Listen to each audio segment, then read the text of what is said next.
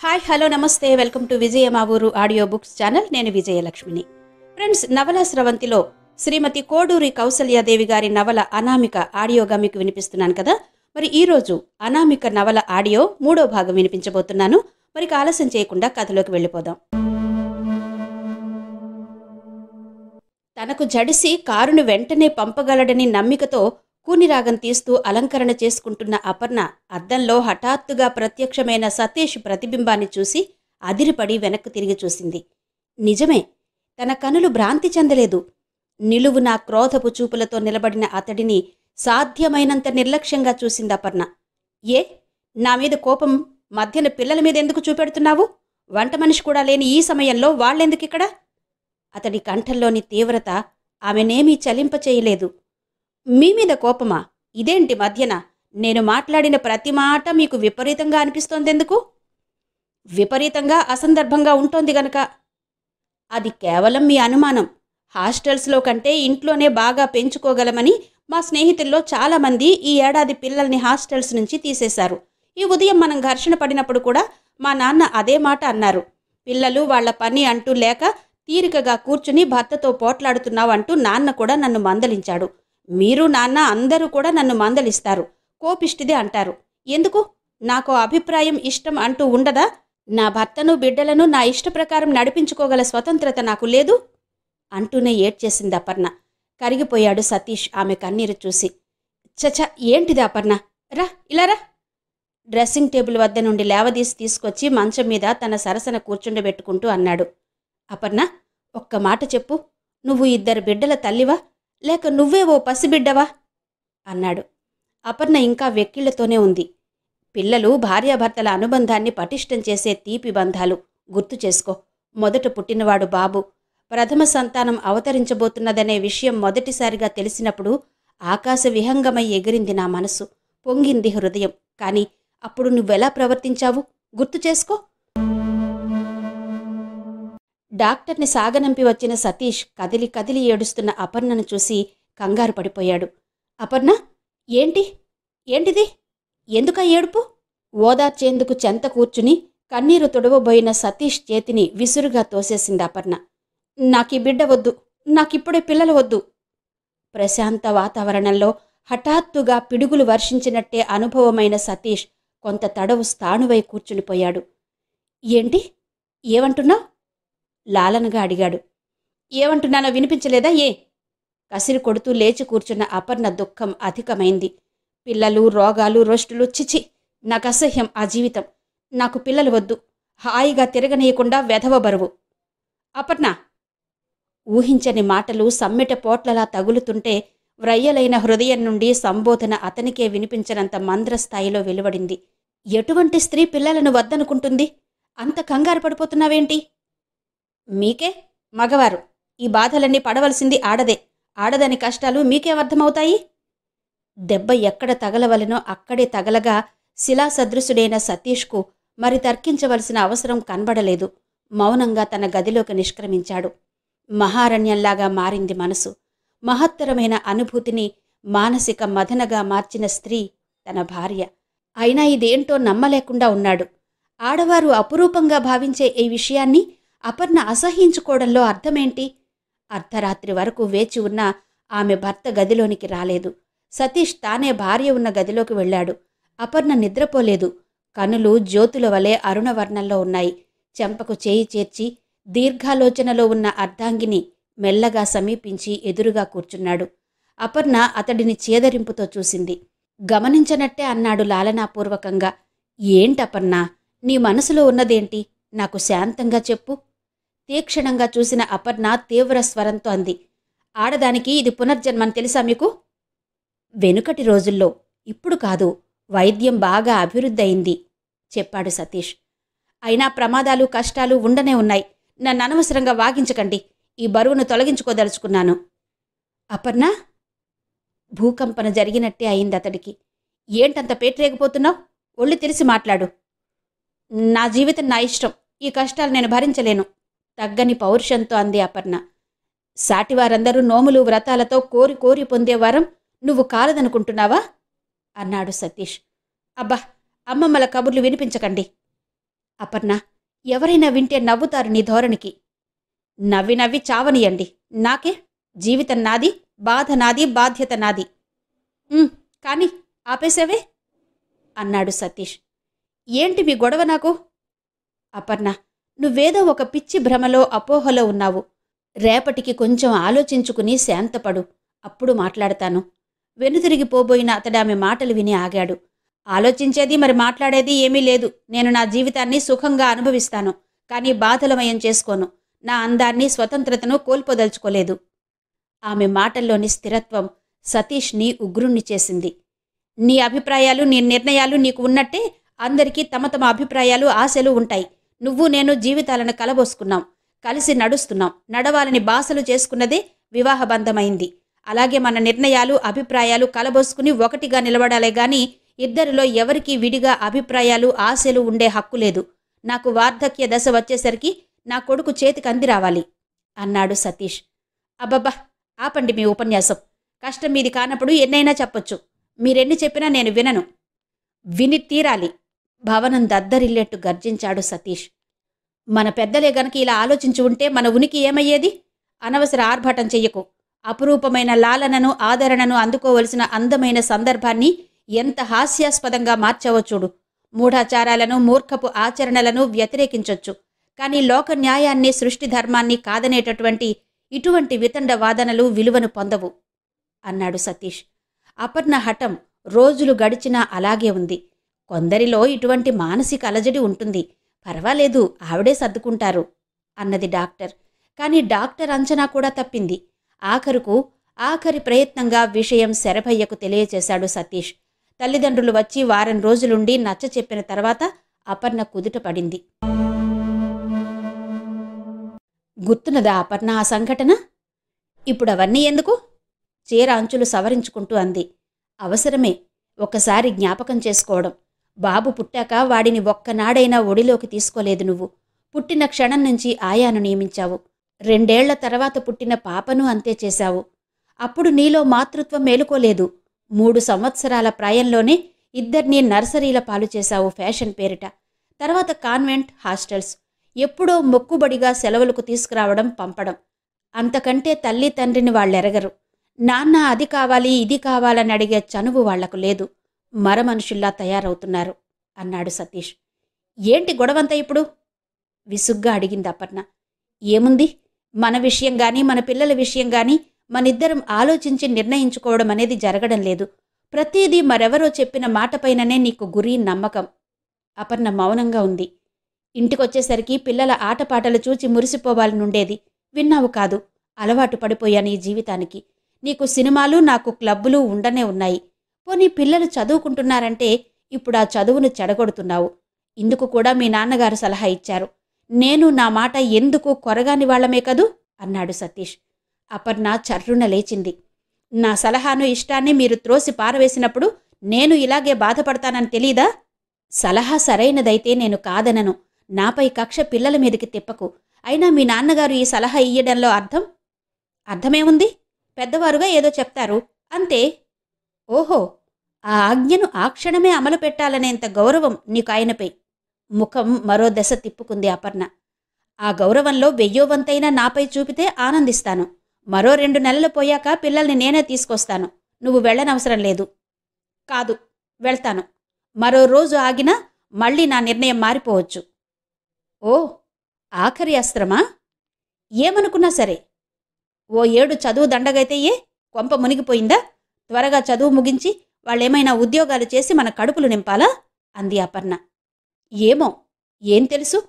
ఏ రోజు ఎటువంటిదో మరి అన్నాడు సతీష్. మరి మాటలు అవసరం లేదన్నట్టు బయటకు నడవబోతున్న అపర్ణ నాపాడు. ఆగు, భోజనం చేసి వెళ్దాం, నేను వస్తున్నాను అన్నాడు. మీరెందుకు? ఎందుకా? ప్రతి అక్షరం ఒత్తి పలికాడు. నేను పిల్లల పేరెంట్ని, గార్డియన్ని. నా సంతకాలు, అనుమతి లేనిదే ఏ పని జరగదు, తెలిసిందా? గది బయటకు వస్తూనే అక్కడ ఉన్న గంగను చూసి ఆశ్చర్యపోయాడు. ఎందుకిక్కడికొచ్చావు? పారిపోతున్న గంగను నిలదీసి అడిగింది అపర్ణ. భోజనం సిద్ధంగా ఉన్నదమ్మగారు, చెప్దామని. అది చెప్పడానికి గదిలోనికి రానక్కర్లేదు, మాకు తెలుసుగా భోజనాలు చెయ్యాలని తీవ్రంగా అంది. గంగ తలవాల్చుకున్నది. మా రహస్యాలేమైనా వినాలని పొంచి ఉన్నట్టున్నావు. అటువంటి వేషాలు నా దగ్గర సాగవు, తెలిసిందా? నీ హద్దుల్లో పడి ఉండు. సతీష్ ఏమీ మాట్లాడలేదు. గంగ దీనవదనము, చిక్కిన ఆకారము అతడికి జాలిగొలిపాయి. వంటంతా నువ్వే చేశావా? భోజనం చేస్తూ అడిగాడు గంగను. సమాధానం అపర్ణ నుండి వినిపించింది. వేరే అడగాలా? తెలియడం లేదు ఈ వెధవరుచి చూస్తే. గారెలు తెచ్చి వడ్డన చేసింది గంగ. ఇవేమిటి? ఇవెందుకు ఈరోజు? ముఖం చిట్లించి అడిగాడు. నాన్న ఉంటారని చేయించాను, కానీ ఆయన వెళ్ళిపోయారు చెప్పింది అపర్ణ. అన్నీ టేబుల్ మీద ఉంచి వెళ్ళు, నువ్వు భోజనం చెయ్యి అన్నాడు గంగను. ఇక్కడ కాదు, వంటగది బక్క వసారాలో వడ్డించుకో ఆజ్ఞాపించింది అపర్ణ. గంగ వెళ్ళిపోయాక సతీష్ భార్యతో అన్నాడు. ఆ అమ్మాయికి కొత్త కదా, అలా కసురుకోకు పాపం, మెల్లగా చెప్పు. అవసరం లేదు, ఆ మాత్రం దాటి లేకపోతే నెత్తికెక్కుతారు. మరీ తండ్రి పోయి ఏడ్చేదాని చేత ఈ పిండి వంటలు చేయించడం బాగుండలేదు. కొంతైనా మానవత్వం ఉండాలి. మీకుందిగా దైవత్వం, చాలు. అడుగడుగునా పాఠాలు, నీతులు భరించలేక చస్తున్నాను. నిట్టూరుస్తూ లేచాడు సతీష్. నీకేది వినే అలవాటు లేకపోయినా నాకు చెప్పే అలవాటు పోకుండా ఉంది అన్నాడు. అమ్మగారు మళ్ళా ఎప్పుడొస్తారు? కారులో బయలుదేరుతున్న వారి దగ్గరకు వచ్చి భయం భయంగా అడిగింది గంగ. ఏ, ఎందుకు నీకు? నేను రాత్రికి వంటక్కర్లేదు, రేపు మధ్యాహ్నానికి చేసి ఉంచు. నేను ఇంట్లో ఒక్కతెను. గంగ కళ్ళలో భయం విపరీతంగా కానవచ్చింది. ఏ, పిల్లెత్తుకుపోతుందా? ఇల్లంతా శుభ్రం చేసి గిన్నెలు పళ్ళాలు కడిగి అల్మరాలో సర్ది ఉంచు. కాని గంగ భయాలు సమసిపోలేదు. విపరీత ఆందోళన స్పష్టీకరించే కనులు సతీష్ను అపర్ణను మార్చి మార్చి చూస్తున్నాయి. నువ్వొక్కతవే కాదు, ఇంట్లో ఇంకా 2 నౌకర్లున్నారు. బయట గేటు కాపలాదారున్నాడు. ప్రయాణమై వెళ్తుంటే వెధవ సవాళ్లు. కోపంగా కారెక్కి కూర్చుంది. సతీష్ గ్రహించాడు. ఆడపిల్ల, పరాయి చోట, అందున స్త్రీలు లేని ఇంట ఉండడానికి భయపడుతోంది. 3 పనివాళ్లు, మగవారు, యువకులు. ఎవరెలాంటివారో ఒక్కసారి గంగ దశ చూశాడు. నోరున్నా లేనట్టే తనలో తానే కుమిలిపోయే రకం. ఏమీ పైకి చెప్పుకోదు. భయం.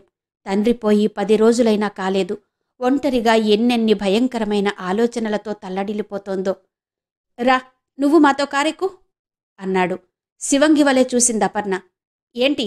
ఎందుకు? వచ్చేటప్పుడు పిల్లలుంటారు మనతో, ఏమైనా పనుంటుంది అన్నాడు. అవసరం లేదు, వాళ్లే మరీ పసిపిల్లలు కాదు. రాని అపర్ణ, పర్వాలేదు. ఇక్కడ వంట ఎందుకసలు మన మధ్య? ఇక ఆమెతో తర్కించలేదు సతీష్. డ్రైవర్, వెనక డోర్తి.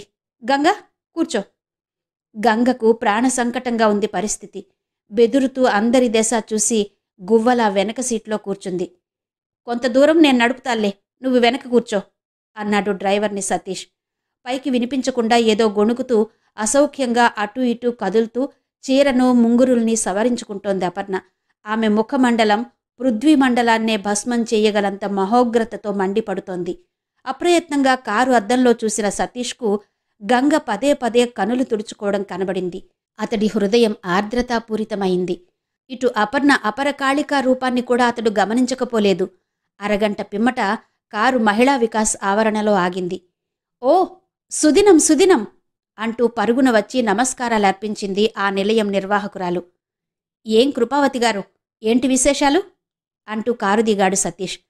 మీ దయవల్ల అంతా కుశలమేనండి. అపర్ణగారు, దిగండి మీరు కూడా, ఒక్కసారి నిలయం చూసి వెళ్ళండి. లేదండి, మరోసారి వస్తాం, టైం లేదు అంది అపర్ణ దర్జాగా.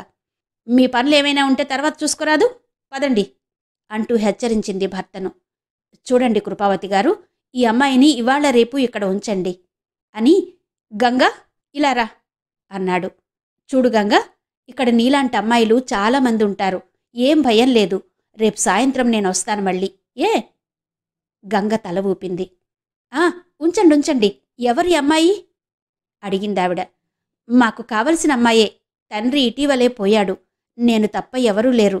కొంచెం జాగ్రత్తగా చూడండి. వస్తాను. సాగిపోతున్న కారులోని సతీష్కు 2 చేతులు పాలబాగాన జోడించి నమస్కరించింది గంగ. ఎందుకా పిల్లని ఇక్కడకు తెచ్చారు? ఏ, మన ఇంటికంటే ఇక్కడ భద్రమా? నీకు తెలియదేమో. మీ నాన్నగారిచ్చిన సలహా అదే, అనాథ శరణాలయంలో పెట్టమని. నువ్వు అదే అన్నావు. కానీ ఇప్పుడనలేదుగా. నేను అనుకోలేదు. మనం వచ్చే వరకు మాత్రమే ఆమె అక్కడుంటుంది. ఈ 2 రోజులు మాత్రం మన ఇంట్లో ఉంటే ఏం పోయేది? ఏమైనా పోయాక తిరిగి ఏర్పరచలేమన్నది తెలిసిందిగా. ఆమె తండ్రిని తెచ్చివ్వగలమా? అతడు మరణించింది నా కోసం. అలాగే మనం ఒక్కతను వదిలి వెళితే ఏం జరుగుతుందో. ఆడపిల్లన్నాక ఎంత జాగ్రత్తగా చూడాలి.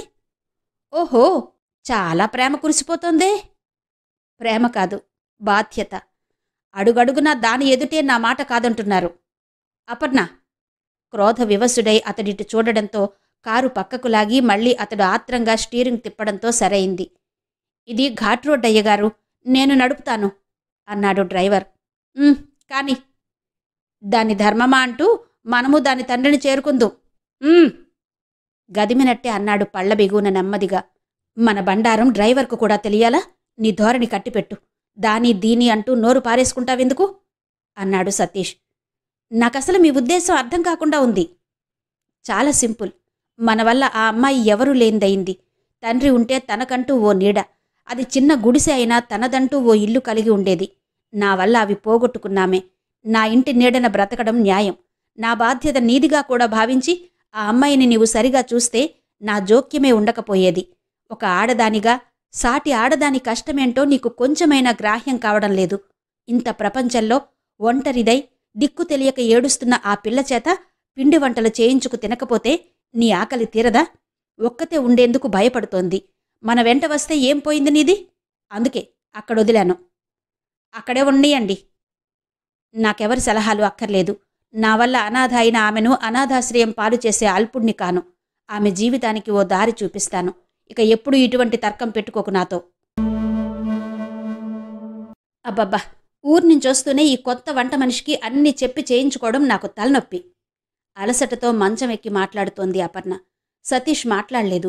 మౌనంగా పేపర్ చేతపట్టి కూర్చున్నాడు. అనుకోకుండా సెలవు రావడంతో పిల్లల ఆనందం అధికమై ఇల్లంతా కేరింతలతో పరుగులు పెడుతున్నారు. అబ్బబ్బా, ఈ పిల్లలొకళ్ళు వెధవల్లరి. ఒరే కుమార్, ఆపండ్రా అల్లరి. ఏయ్ చంద్ర, నిన్నేనే, ఏంటా పరుగులు? తల్లి బిగ్గరగా అరవడంతో కుమార్, చంద్ర అల్లరిమాని దగ్గరకొచ్చారు. Mummy, we are very hungry. ఏంటి? ఓ, నీకింగ్లీష్ రాదుగా? మాకు చాలా ఆకలిగా ఉంది. నోర్ముసు కూర్చోండి గాని అన్నీ ఇస్తాను. లేచి వంటగదిలోకి వెళ్ళింది. ఎక్కడేమున్నాయో అన్నీ నౌకరు చూపగా తెలుసుకుంటున్నాడు వంట మనిషి. ఏం నూకయ్యా, మేం వస్తామని తెలీదా? ముందే ఎందుకు చేయలేదన్నీ? ఇతన్ని ఇప్పుడిప్పుడే అయ్యగారు స్నేహితులు పంపారండమ్మా. మీరు వచ్చే ముందే వచ్చారు. అఘోరించారు గాని ముందు త్వరగా కాఫీ పెట్టు. ఫ్రిడ్జ్లో పళ్ళు తీసిపెట్టు పిల్లలకు.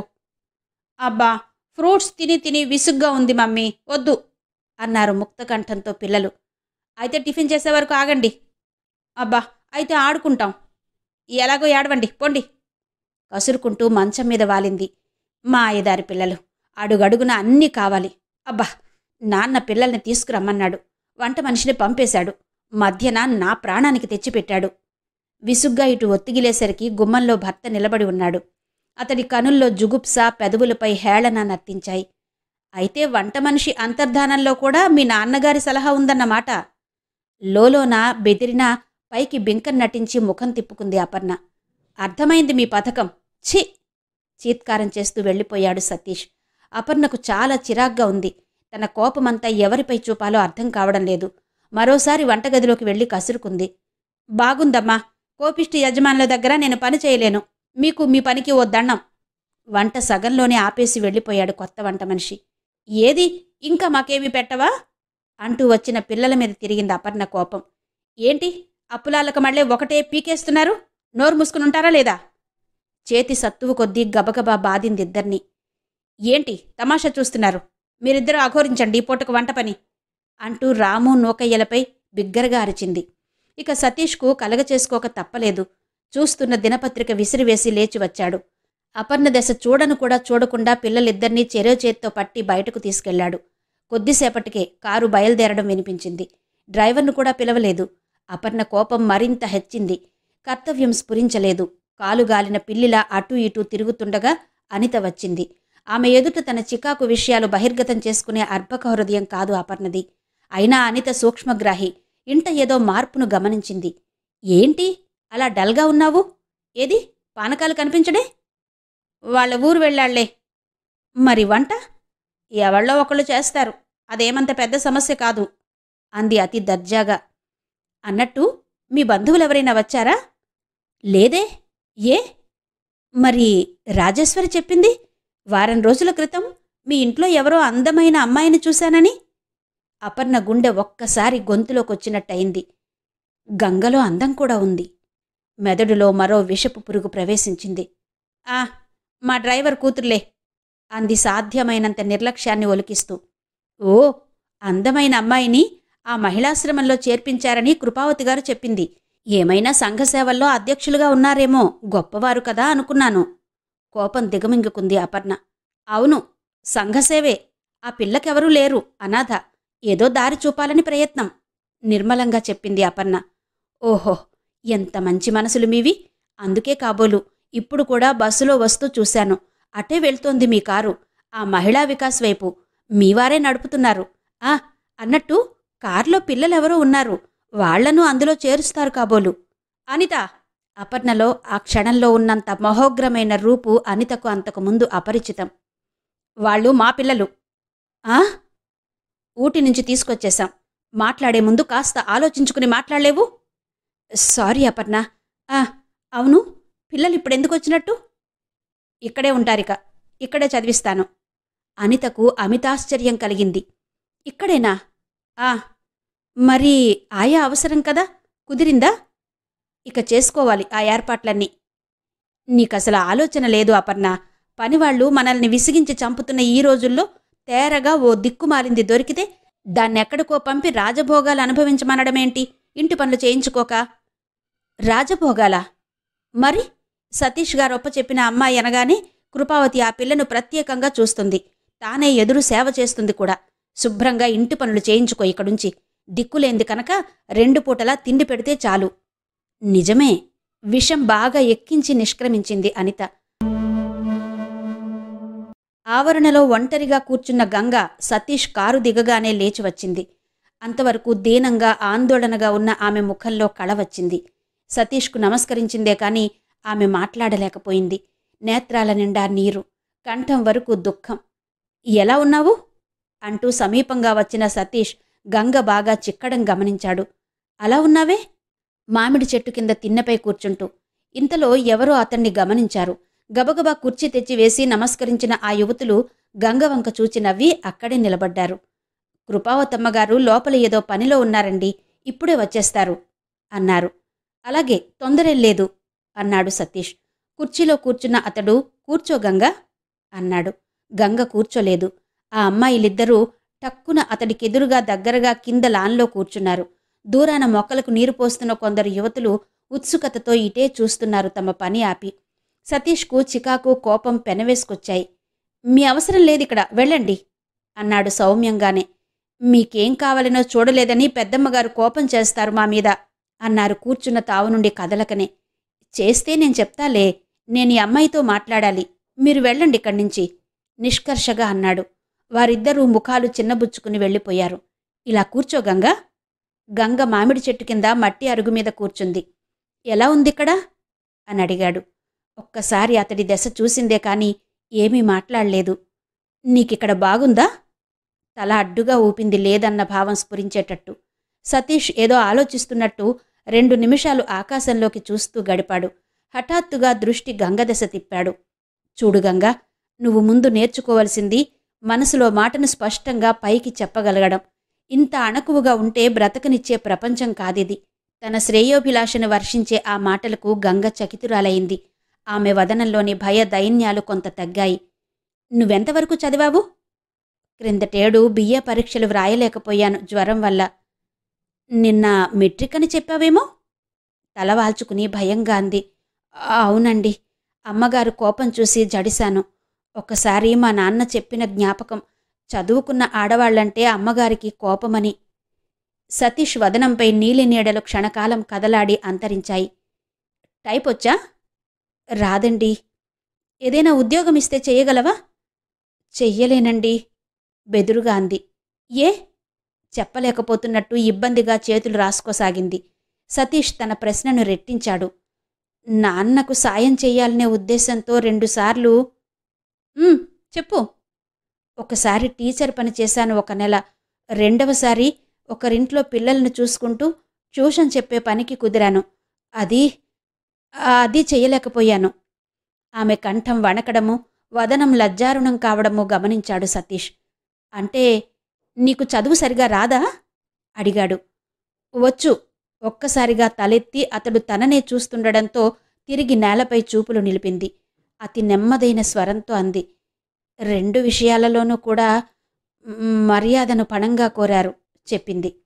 కుర్చీలో వాలి కూర్చున్న సతీష్ నిటారయ్యాడు. ముఖం అతి గంభీరంగా మారిపోయింది. మరెప్పుడూ ఉద్యోగం మాట తలపెట్టవద్దని నాన్న గట్టిగా మందలించి మాట తీసుకున్నాడు చెప్పింది గంగ. బరువైన నిట్టూర్పు విడిచాడు సతీష్. అది నాన్న ఉన్ననాటి మాట. ఇప్పుడు నాకేదో పని చేసుకొనిదే ఎలాగయ్యగారు? అడిగింది గంగ మళ్ళీ. ఇక్కడేమైనా ఉద్యోగం ఇప్పించనా? అందరూ ఆడపిల్లలేగా ఇక్కడ. మధ్య మధ్యన నేను వచ్చి చూస్తుంటాను. వద్దండి, వద్దు. భయకంపితురాలైనట్టు ఆ కంగారు నేత్రాలు స్పష్టంగా చెబుతున్నాయి. ఏ? అడిగాడు. ఇక్కడ అటువంటి సమస్యలున్నాయని మీతో మాట్లాడిన అమ్మాయిలు చెప్పారు. దుఃఖం పరవళ్లు తొక్కుతున్నది ఆమె కంఠంలో. సతీష్ ఆలోచిస్తున్నాడు. కేవలం ఆమె అభిప్రాయాలు తెలుసుకోవడానికి అడిగాడు కానీ తనకు ఇవన్నీ తెలియని విషయాలు కావు. తోడేళ్లు, రాబందులు విచ్చలవిడిగా తిరిగే సమాజమిది. ఎక్కడో తప్ప నిజంగా అనాథలకు సేవ చేసే నిలయాలు లేవు. ఎవరి బ్రతుకు వారిని బ్రతకనీయక అడుగడుగునా అడ్డు రావడమే కాక అతి విలువైనది, అమూల్యమైనదే లంచంగా కోరే నీచులు అధికం. ఇటువంటి యువతులు ఇక ఎలా బ్రతికేది? ఏదో ఒక పని మీ దగ్గర ఇవ్వలేరా అయ్యగారు? మీరుంటే నాకు భయం లేదు అంది గంగ. కదిలిపోయింది సతీష్ హృదయం ఆర్ద్రతతో. ఎంత నమ్మకం తనపై ఆమెకు! హాయిగా ఇల్లు వాకిలి దిద్దుకుంటూ భర్త చల్లని గుండె గూడులో ఆదమరిచి అలరింపులతో సుఖపడవలసిన తరుణప్రాయంలో ఇలా నీడలేక భయాందోళనతో తల్లడిల్లిపోతోంది. తల్లి లేదు, తండ్రి లేడు, తనవారంటూ ఎవరూ లేని ఏకాకి, నిలువ నీడలేని నిరాశ్రయురాలు. ఆలోచనల్ని కప్పిపుచ్చుతూ ప్రకాశంగా అన్నాడు. మా ఇంట్లో ఉండడం నీకిష్టమేనా? వెంటనే అంగీకారంగా అంది Ganga. Dad, who is she అంటూ కుమార్ కారు దిగవచ్చాడు. ఆ వెనకనే చంద్ర కూడా ఉంది. అయిపోయాయా మీ బిస్కెట్లన్నీ? ఆకలి తీరిందా? అడిగాడు సతీష్. ఓ, ఇక వెళ్దాం. ఇద్దరూ తండ్రికి అటూ ఇటూ నిలిచి గంగను చూడసాగారు. గంగ కూడా ముద్దులొలుకుతున్న ఆ ఇద్దరినీ ఇంతింత కనులతో చూడసాగింది. ఈ ఇద్దరినీ చూసుకోగలవా? ఇంట్లోనే పని. నీకు పిల్లలతో కాలక్షేపం మినహా మరో పని ఉండదు చెప్పాడు సతీష్. ఈసారి గంగ కనులు భయదూరమై వదనం నిశ్చింతగా కనపడింది. నిశ్చలంగా అంది. చూసుకోగలను. పిల్లలు అసలు మిమ్మల్ని విసిగించకుండా చూడగలను. మిగిలిన విషయాలు సర్దుకోవాలి మరి చెప్పాడు సతీష్. నేలమీద గడ్డి మొక్కలు పీకుతూ అంది గంగ. మీ వంటి వారి ఇంట నాకు సంఘం నుండి రక్షణ ఉంటుంది. మీరిచ్చే భోజనానికి ప్రతిగా ఇంట్లో పనులు చూసుకుంటాను. అంతకంటే నాకేమీ వద్దు. ఎవరేమన్నా సహించుకుపోగలను.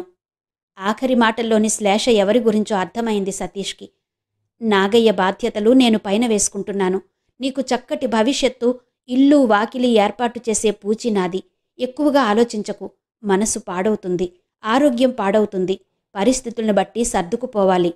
ఇంతలో కృపావతి వచ్చింది పరుగులాంటి నడకతో.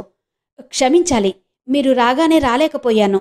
లోపల వంటశాలలో పనులు చేయిస్తున్నాను. ఈ మాయిదారి పిల్లలు ఇప్పుడే చెప్పారు నాకు మీరొచ్చినట్టు అంటూ దూరంగా ఉన్నవాళ్లను కేకలు వేసింది. ఇదిగో ఏమేవ్, చక్కటి కాఫీలు 3 తీసుకురా. మళ్ళీ ఇటు తిరిగింది. మీ పిల్లలా అండి? ఎంత ముద్దొస్తున్నారో. అవునుగాని మాకేమీ కాఫీలవి వద్దు, హైరాణ పడకండి చెప్పాడు సతీష్. పర్వాలేదు, మీరు ఓ చుక్క మా చేతిది తాగితే మా మహద్భాగ్యంగా భావిస్తాం మేము. అవును కాని ఈ అమ్మాయిని చూశారా? మీరు ఒప్పచెప్పి వెళ్లారు. ఎంత బ్రతిమాలినా అన్నం తినదు, మాట్లాడదు. భయపడి చచ్చాననుకోండి మీరేమంటారోనని. సతీష్ మౌనంగా విని సాలోచనగా గంగ దశ చూశాడు. ఆమె అధోవదనంలో ఏ భావం ప్రస్ఫుటం కావడం లేదు. ఏవో బెంగలుంటాయి అందరికీ. ఇక్కడికి అందరూ ఏవో బాధలతో వచ్చేవాళ్లే. అయితే మాత్రం ఆ పని ఈ పని చేస్తూ అందరితో కలిసిపోతే బాధలు అవే మరుపు తగులుతాయి. వెళ్ళి ఆ మొక్కలకు నీళ్లు పొయ్యమ్మా. శరీర పరిశ్రమ ఉంటే ఆకలి కూడా అవుతుంది చెప్పింది కృపావతి. ఇంతలో సతీష్ కల్పించుకున్నాడు. తండ్రి పోయిన దుఃఖం ఆమెది. మనం ఎన్ని చెప్పినా బాధ ఉంటుంది. నేను ఇంతలో ఒక అమ్మాయి పరుగున వచ్చింది. అమ్మగారు, ఫోనొచ్చింది. కృపావతి ఆఫీస్ గదిలోకి పరిగెత్తింది. మరు నిమిషంలో సతీష్కు పిలుపొచ్చింది. ఫోన్లో ఎవరో మీరు కావాలనుకుంటున్నారు చెప్పింది. నేనా? పద. ఫోన్ అందుకున్న సతీష్ చెవులు బద్దలైనట్టే అనుభవమైంది. అటు అపర్ణ మాట్లాడుతోంది. అక్కడేం చేస్తున్నారు మీరు? ఏ? వచ్చాక చెప్తాను. సరే, ఒక మాట చెప్పు. పిల్లలు మీతోనే ఉన్నారా? మాట్లాడించనా? అవసరం లేదు. మీరిప్పుడు అక్కడికి ఎందుకు వెళ్ళినట్టు? నేనొచ్చాక చెప్తానన్నాను కదా. సరే, ఆ పిల్లని ఇక్కడికే పంపించేయమని కృపావతితో చెప్పాను. మీరు చెప్పండి. ఏ? ఎందుకు? ఎందుకా? ఇంట్లో పనికి ఇంకెందుకు? సరే, నేను వచ్చి మాట్లాడతానులే. మాట్లాడేదేమీ లేదు, నేను నిశ్చయించాను. అన్నట్టు మన కారులో వద్దు, ఆ పిల్లను వేరే రిక్షాలో రమ్మనండి. సతీష్ మౌనంగా ఉండిపోయాడు. మాట్లాడరే? అది మీతో కారులో కూర్చుందుకు వీల్లేదు, విడిగా రమ్మనండి. మౌనంగా రిసీవర్ యథాస్థానంలో ఉంచేశాడు సతీష్. ఆ అమ్మాయిని తీసుకువెళ్తున్నాను కృపావతి గారు. సదరు కృపావతి అసంతృప్తితో చూసింది. మీ ఇష్టం, కానీ ఇక్కడుంటే ఆమెకు మంచిది కదా, ఎవరూ లేరట. ఇది తీసుకోండి అన్నాడు సతీష్. ఏంటి? తీసి చూసిన కృపావతి కనులు తిరిగాయి. 500కు చెక్కు, మాకు విరాళమా అండి? అవును. అయితే అమ్మాయిని ఉంచేస్తారా? ఆశగా అడిగింది. అందుకే అంత డబ్బు ఇస్తున్నాడనుకొని. లేదండి, లేస్తూ అన్నాడు సతీష్. నాకు చాలా ధనరాశులున్నాయి, 2 పిల్లలు కదా, ఆ అమ్మాయిని ఆదుకోలేనా అన్నాడు. లేని సంతోషాన్ని రాని నవ్వును ముఖమంతా నింపుకున్న కృపావతి తనకు చెప్పి చెప్పి అలవాటైన ఉపన్యాస పదజాలాన్ని పలికింది. ఎంత గొప్ప మనసు మీది! మీ వంటి ధనవంతులంతా అలా ఒక్కో అనాథను ఆదుకుని ఆశ్రయమిస్తే ఇక ఈ అనాథ శరణాలయాలే అనవసరం అంది. సాగిపోతున్న సతీష్ ఆగి వెనుతిరగకనే అన్నాడు.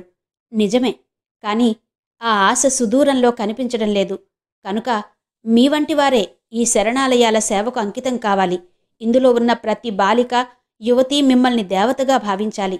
ఇక్కడి నుండి బయటకు వెళ్లిన వారు దీపం పెట్టి మిమ్మల్ని తలుచుకోవాలి. శరణాలయాన్ని దేవాలయంగా తలపోయాలి.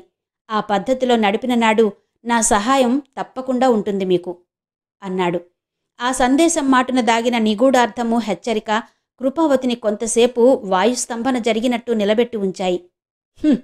నన్నే ఎత్తుపొడుపు మాటలతో అవమానిస్తావా?